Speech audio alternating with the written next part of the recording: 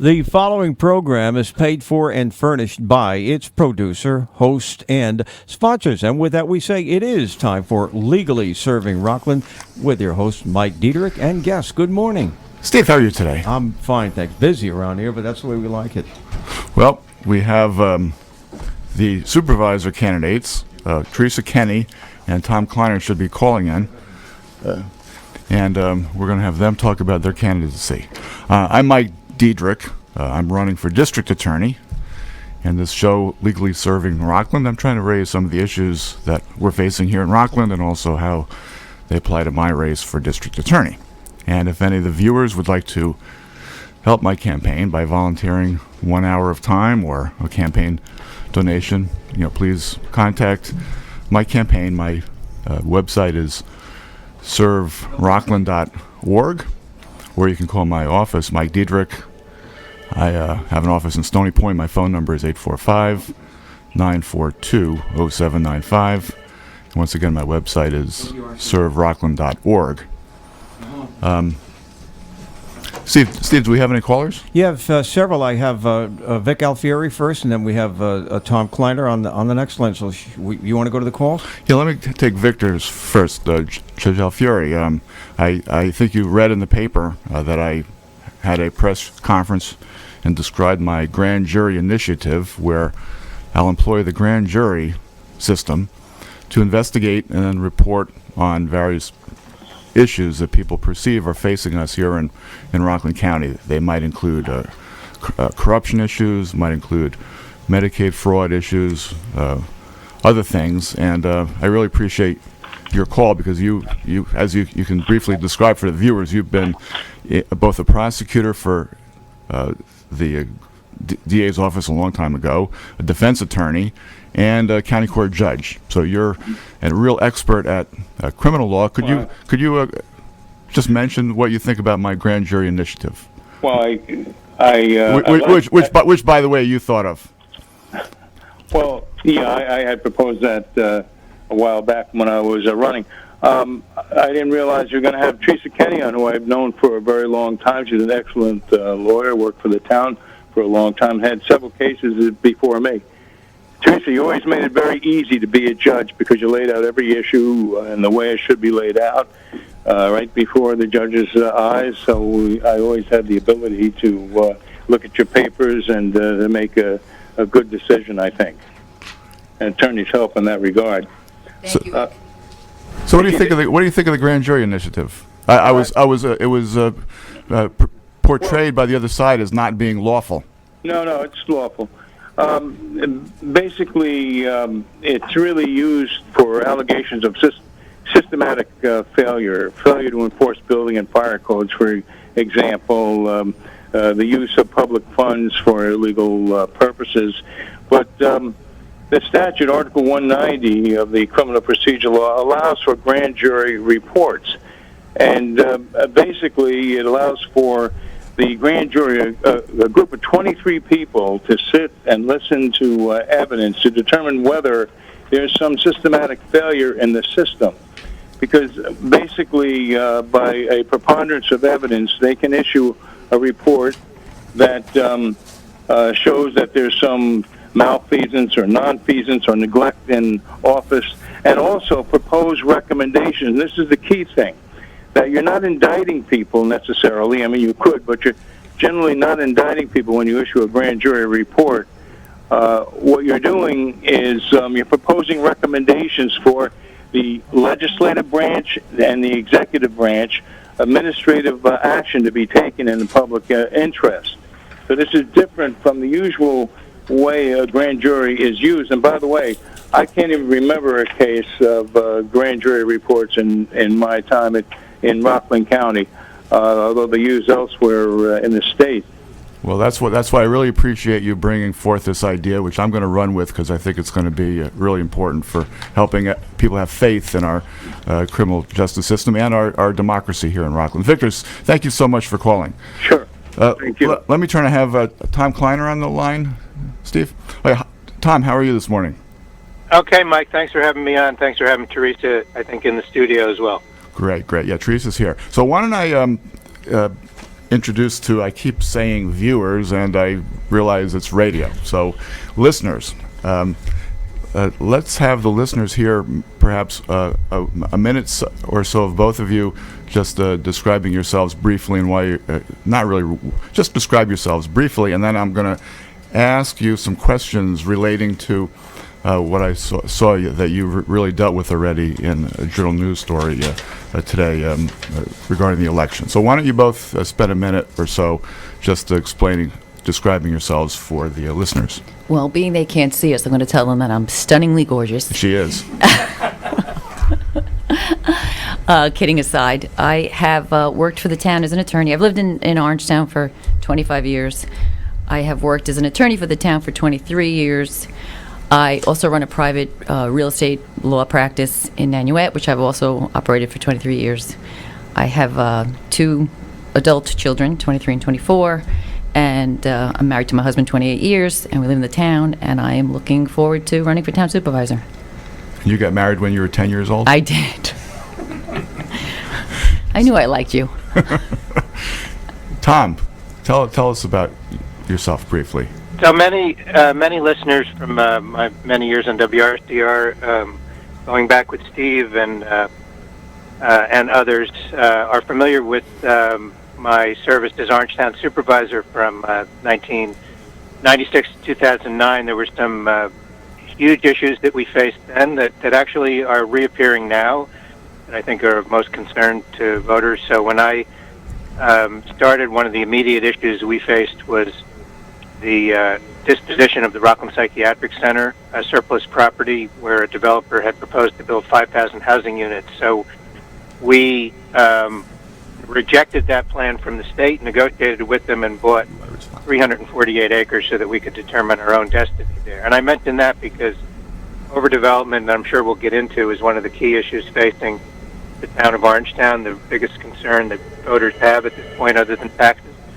And we still have a lot of properties to consider in terms of their development potential and trying to prevent undesirable uses. Okay, Tom, so let me cut in for 1 second. So you're really getting into the issues. So why don't you start by naming, for example, what you consider to be the top 3 issues that people should consider when voting for the supervisor candidate there in Orangetown. And then I'll let Teresa respond. I looked at that journal news story today or yesterday.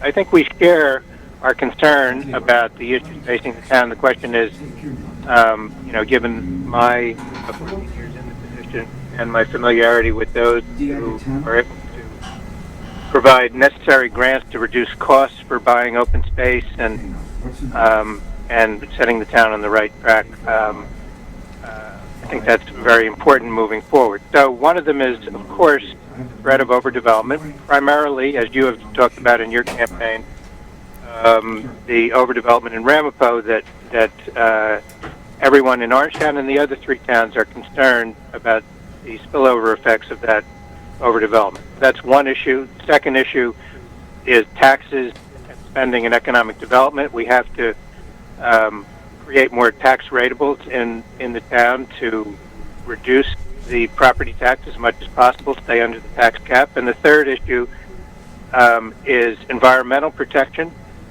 We have issues in Orangetown with regard to the Aloof plastics facility that spews odors into the environment. When I was in office, actually, we had a $50 million sewer rehabilitation project that reduced odors into the environment and prevented spills into the Hudson. But there are a lot of other environmental issues that are important. The town has actually made good progress on becoming a climate-smart community and community choice aggregation plans, and it deserves credit for that, and I want to build on those efforts to improve our environmental health. So those are the 3 big issues. Okay, thank you. And I do want to say to the listeners, I've known both Tom and Teresa for a very long time, and they're both very reasonable, intelligent, and moderate people. And I guess because of both of your moderations, it seems like your issues are very similar, if not identical. The overdevelopment, and I've really characterized that as irresponsible development, because what we need is transparent decision making. You're both concerned with taxpayers, and you're both concerned with preserving the environment and quality of life in Rockland. So I'm really very happy that you're both here as my guests. So Teresa, what are your three issues? If they're different from Tom, and if they're the same, then how would you address these? Okay, so our issues are basically the same. I think the difference is that Tom has a record and a history of what went on when he was there for 14 years. And although Tom is now talking about stopping overdevelopment, when he was in office, he favored developing the RPC Corp with 555 units. He also, as I just was reminded on Facebook the other day, was in favor of a multifamily senior housing on a small colonial court development in Pearl River. So Tom, I think we have the same issues. I think that Tom had 14 years to deal with them, and I think it's time for something new and someone who doesn't have a record of doing just what he's saying he doesn't want to do. And actually, you both. Oh, Michael. You both work together. Michael, Go ahead, Tom. And we've and Teresa and I have had 4 in-person exchanges. With before group, we have a Japan fire debate coming up this Thursday at 7:00, and a JCC debate in West Nyack at 3:00 on Sunday. So people are encouraged to come to that. But I do want to emphasize one important point that Teresa just mentioned. The Republican Party, the state party, put out a mailing that Teresa has still not disowned, which says that I wanted high-density housing on Rockland site. Now, the truth is, and Teresa knows this because she was at the closing with me in 2003 and did a great job, and she knows very well that the Republican board at the time, in the early mid-2000s, and I agreed on a plan with Hovnanian for senior housing. It wasn't low income as has been claimed. It wasn't high density because it was over 100 acres. There were going to be 6 units for approximately 5.5 units per acre. It was not high density. It didn't change the density for the PAC zone that was going to go into Rockland site. The Republican board and the community unanimously agreed. There was very little pushback, if any, on this because it was for senior housing to take down all the buildings and to build a senior housing community that everybody said was needed in Orangetown. We subsequently had the club and the Hollows, which took some of the burden of senior housing needs.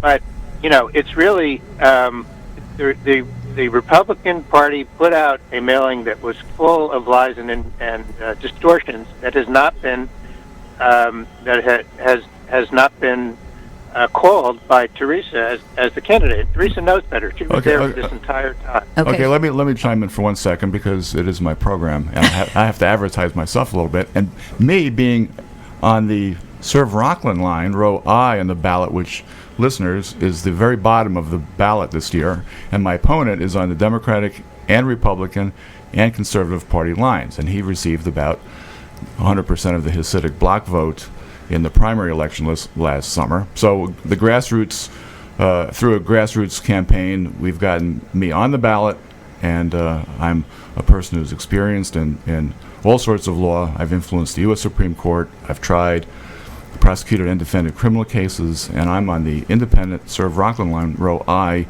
on the ballot. And because I'm not running as a Democrat or Republican, I can be a neutral broker here in this debate or conversation between the Democratic and Republican candidates here.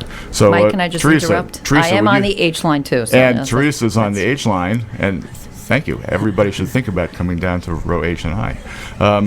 So Teresa, why don't you briefly respond to Tom regarding what he just mentioned? But I would prefer not to get into arguments here, and I would like, if we could, both of you have answered the question regarding competing interests of the Orthodox, Jewish, and non-Orthodox communities that the Journal News set forth. So perhaps after you respond briefly to what Tom just said regarding the mailing, why don't both of you address what you view as the competing interests and the Orthodox, and actually the ultra-Orthodox community in Ramapo. Okay, so on the first part, I'm going to say I don't know who was in favor of the 555 units back when Tom was on the board. I was not.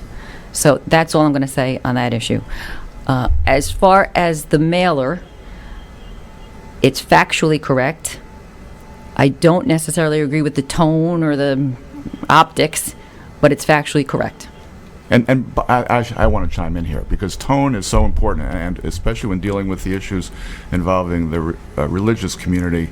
I think everybody in this conversation, Tom, Teresa, and I, each of us is a lawyer. I'm a civil rights lawyer, and I've served overseas. I think we're all in agreement that what we need is a rational, calm discussion regarding facts. That's why I have my grand jury initiative, so we can have a factual analysis rather than just surmise on issues. And we don't want to be picking on, nobody should be discriminated against because of their race, their ethnicity, or their religion, period. And I think everybody in this conversation agrees with that. And when we have conversations that are accusatory, I think that's not helpful to anyone. So Teresa, go on. On to the next question? Yes. Okay.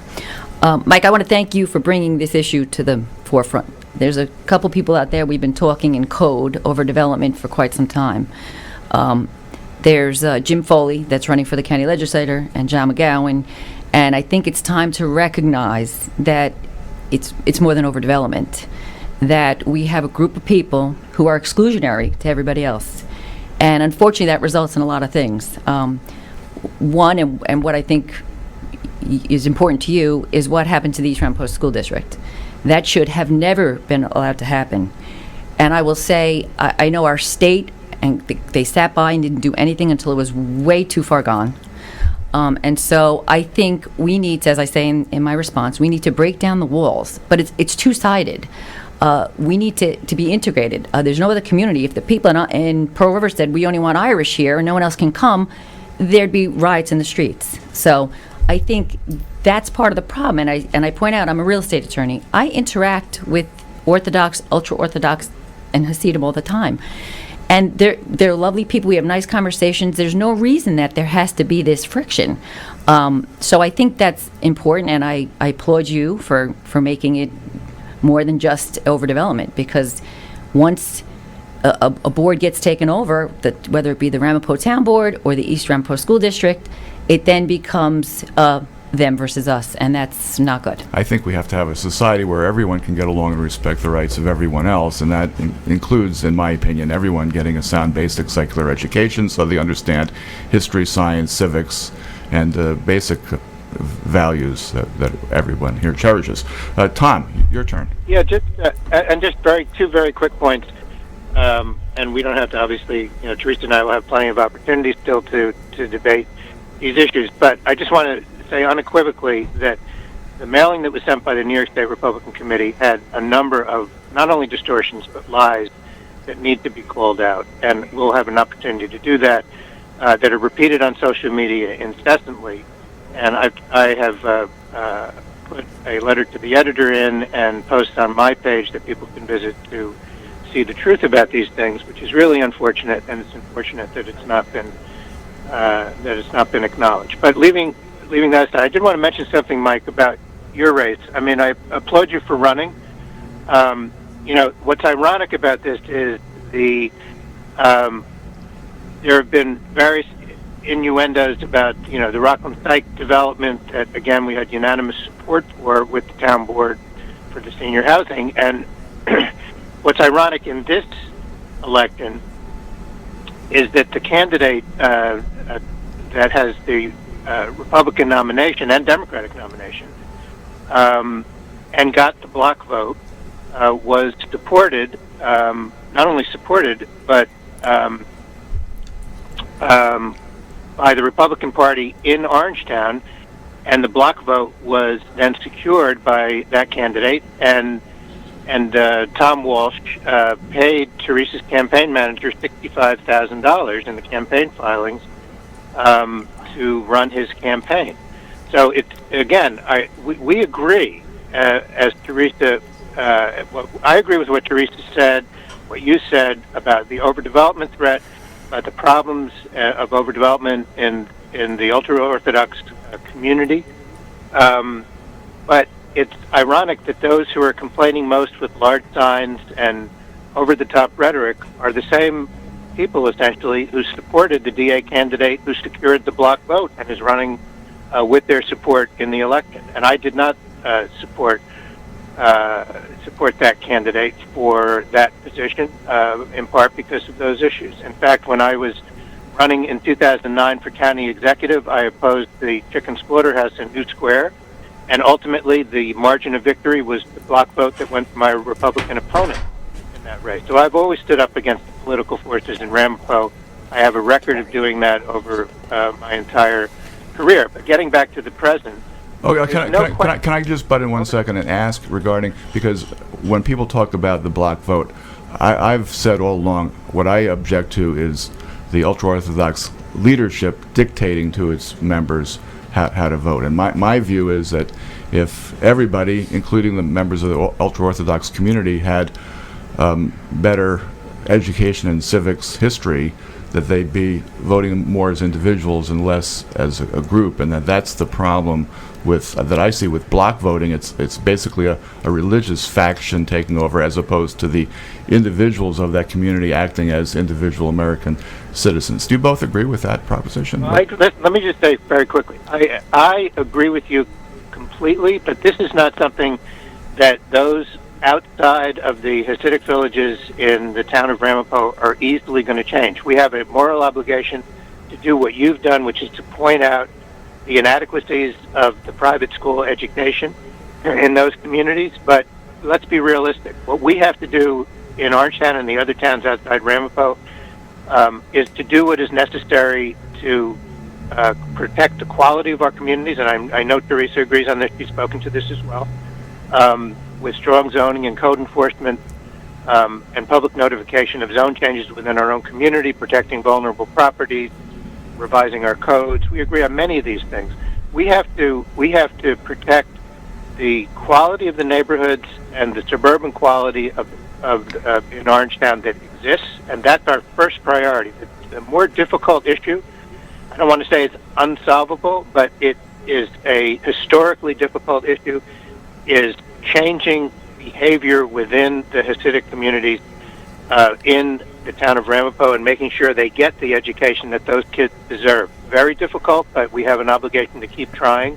And I don't know if that's with bringing people together. Obviously, it's been very difficult to get people to the table in those communities. So, that's why you had the monitor in East Ramapo schools to at least have some outside pressure to do what was right. The situation in the East Ramapo schools is a tragedy. It's outrageous that the board is essentially made up of all of private school parents who have no interest in public education. There's something I posted on my Facebook page yesterday. It was an article in the New York Times regarding the ultra-Orthodox use of Amazon and how Amazon is allowing them to be very good at commerce. And my comment there was that community is using technology to advance commercial interests, and as adults, it looks like they're trying to be very successful using, for example, Amazon. And if only they realized the leadership of that community, that if their children received education a lot earlier in secular education,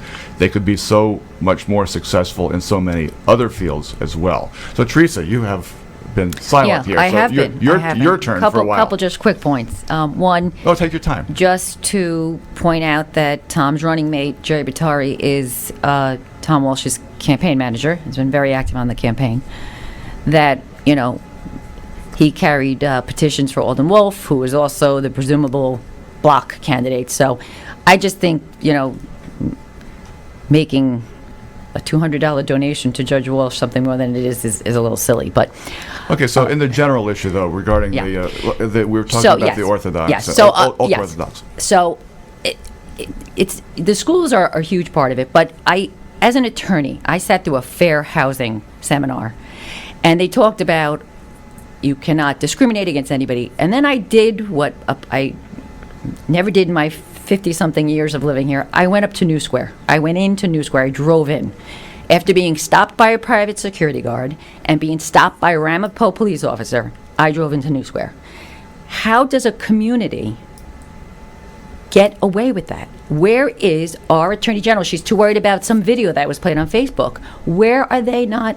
Why are they not going back to what you say, equality of the law for everyone? Well, I'm not sure if Tom was. I think Tom was there at the Democratic convention this year when I said in my speech to the County Democratic Committee that I was planning on or wanted to walk into and campaign in New Square. I got heckled off the podium, and I said that for a countywide candidate to not be able to campaign in any community in Rockland County is absurd. It's wrong. And I think Tom was over in the Orangetown contingent, which was applauding me. So I think the Orangetown contingent was doing the right thing, but as a whole, I was shocked by that experience. But Tom, do you have something to say? Well, just very quickly, you know, some of these things that are being repeated were repeated 2 years ago that the Art Town called despicable. And one of them was, when I ran 2 years ago, I'd not get into this at any great length, but when I ran 2 years ago, there were two candidates running for family court judge. I supported Keith Cornell, and I got about 10 pages of signatures for him, but Walden Wolf was running for that family court position too, so I carried one of his petitions to see if anybody wanted to sign. That was up to the voters, and so people signed one of his and 10 for Keith. And to somehow, you know, suggest that, first of all, that I was supporting him, which I wasn't, I was supporting Keith, and second, that had anything to do with any affiliation that I have with the bloc was outrageous, and it's happening again. And Teresa, for what it's worth, you know, you carried a sheet for Tom Walsh. So No, you know, I did not. just- I did not carry a sheet for Tom Walsh. well, well, when I saw it, but it doesn't. My point to you, Teresa, is, you know, political candidates carry petitions all the time for people if people want to sign them, and it had nothing to do with the bloc. I've opposed the bloc for my entire career. I opposed Carbon and St. Lawrence and all the political forces in Ramapo, and you know, for the Republican Party to suggest otherwise is just. Tom, we're down. Anyway, go ahead. We're down to the last few minutes, and I think what you're both saying, and I know you both for a very long time, and I believe you both. You're both honorable and trustworthy people, and you're both saying that you both don't like the idea of Hasidic leadership dictating voting. So I think that's sufficient for the voters in my book that both of you are not. Block candidates in any way. You're for sound secular education of children. So we have a couple more minutes. So why don't we conclude here with who would like to go first in a 1 minute closing on the why the voters of Orangetown should vote for you. And Tom, why don't you start? So, Mike, again, I appreciate the opportunity. Teresa, appreciate the opportunity to be with you remotely. And look, as we have said today, we share some of the same approach to the issues, what the major issues are in the town of Orangetown.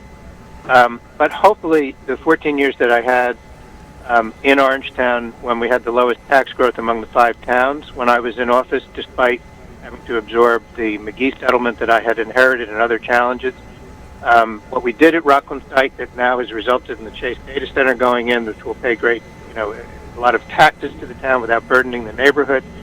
And the other things that I achieved with bipartisan support on the town board over my career there will stand in good stead as I also employ my experience in state and county government over the last 10 years that will help us get grants and the connections, professional connections needed to get things done to finish Rockland site and to make Orangetown, which is already a great town, even better. So go to my website, Facebook page, and I appreciate everybody listening in. And Mike, again, thank you for your opportunity. And thank you so much for being my guest. Teresa, your turn. Thank you, Mike. Thanks for having me.